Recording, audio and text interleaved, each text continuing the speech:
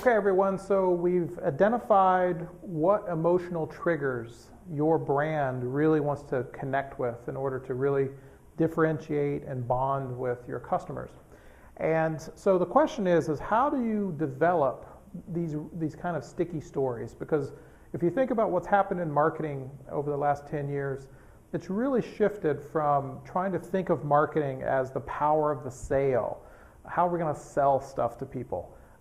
What's the audience plan and the media plan, and how many impressions can we bombard them with before they kind of, say uncle and give in and actually buy something? What we encourage our clients to do is think of something a little bit different first, and that is the power of the story. If you were trying to sell a story, if you're trying to get a story to be propagated out there in the market, you would probably approach that a little differently than you would traditional advertising. So if you're doing traditional advertising, you're trying to figure out how many ads you need and how many times they need to run, and you might still need to do a media plan. But what we encourage people to do first is think of the story plan. And in addition to the story development itself, which we're going to walk through here in just a minute, you would also want to think about who are the storytellers. Who are the people that we could give the story to that would then propagate it out? And that goes back to our discussion about who the influencers are in a particular market. So we're trying to craft a story that those influencers would grab a hold of and then start telling to a whole bunch of people. So many of you, I'm sure, have read the book The Tipping Point from Malcolm Gladwell. It was really kind of revolutionized people's thinking in terms of these kind of viral elements that, what makes something popular all of a sudden and just sort of rapidly spreads through a population. So that sort of virus, that idea virus, Seth Godin and other people have talked about. But the challenge was that nobody really sort of engineered how to create a really sticky message until a really great book came out a couple years ago from the Heath brothers called Made to Stick. It's certainly one of our favorite books. It's a bestseller, Made to Stick. And I'm just going to share a core part of the idea of that book, which is how do you craft a sticky message or a sticky image or story. The Heath brothers have lined up what they have as an acronym called the SUCCESS approach. And SUCCESS simply stands for simplicity, unexpectedness, concreteness, credibility, emotional, and stories. So let me just sort of unpack all those for just 1 minute. So from a simplicity standpoint, that's pretty obvious. The more complex your brand story is, the less likely people are going to be to tune into it, but also to actually remember it and pass it along. You can't overload people with too much of a complicated explanation of who you are or what your product is. Simple has to be it. Very, very simple.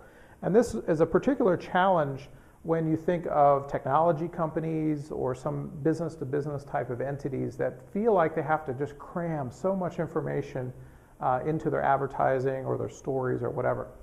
So keep it really, really simple. The second part is unexpectedness. And why is that so critical?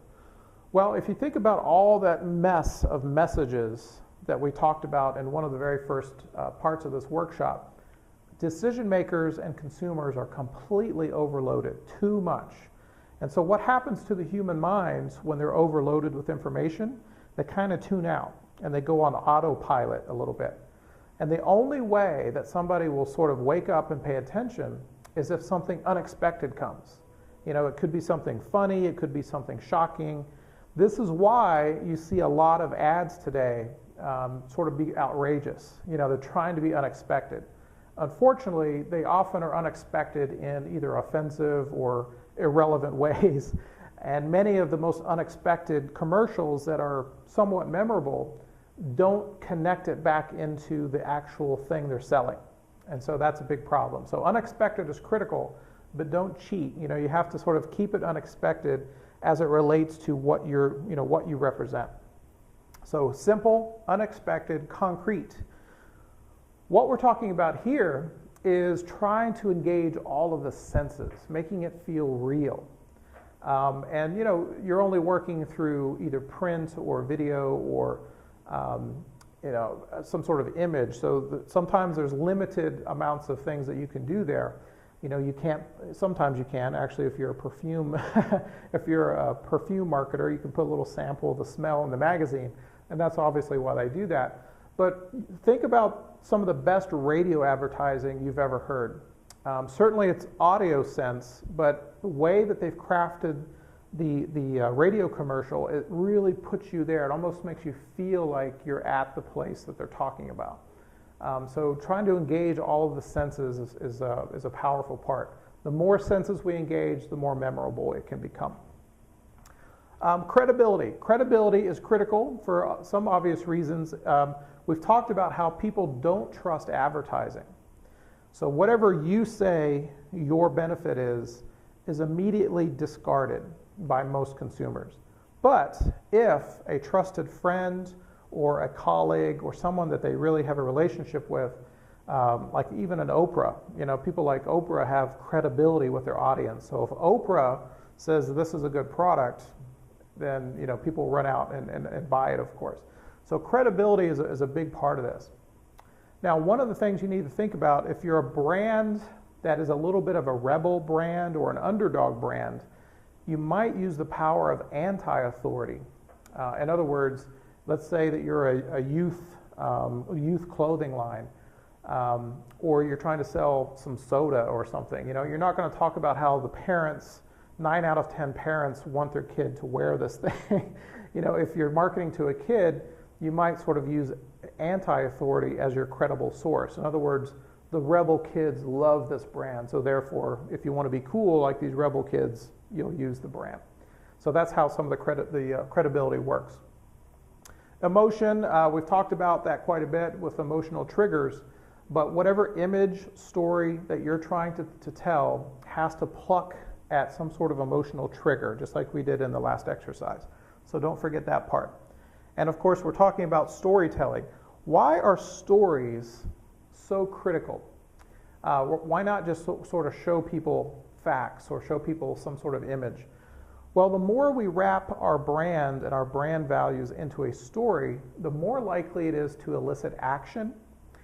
There's a really amazing research that some of the third world charities actually did that sort of uncovered some of this, and that is, you could show, if you were a charity, you could show the suffering that's going on. It could be in a country, it could be, you know, in your own neighborhood, and say, hey, here's all the facts about this, we really should help.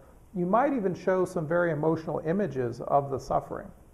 But what they found is that people didn't necessarily act when they saw that. They cared and they felt emotional about it, but they didn't pick up the phone to donate.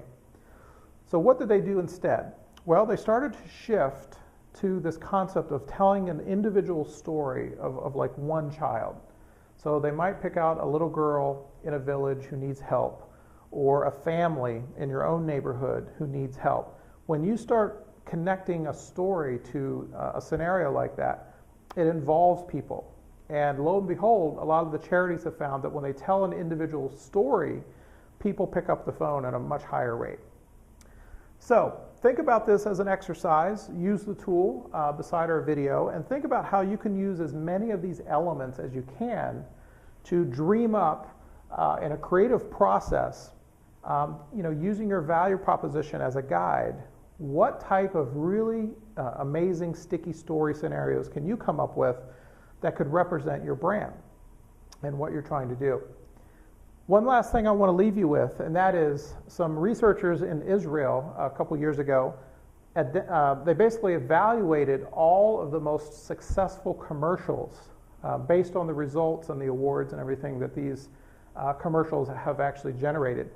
And what they found was, out of like maybe 6 or 8 different templates of advertising, 2 of them representing some of these concepts were the most effective. Time and again, the top 2 scenarios were, one is pictorial analogy, which is showing in a very visual way the value or benefit of a product. It's sort of exaggerated using an analogy. The second one is to show extreme consequences. And this is where a lot of the humorous, unexpected stuff gets derived. So if you show in a very exaggerated way the consequence of either using the product in a positive way or not using the product in a negative way, those are happen to be incredibly effective templates, story templates that advertisers use.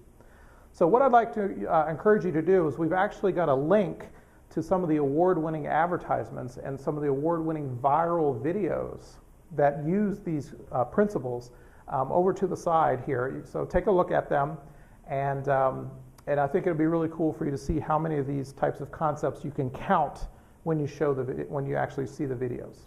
Thanks.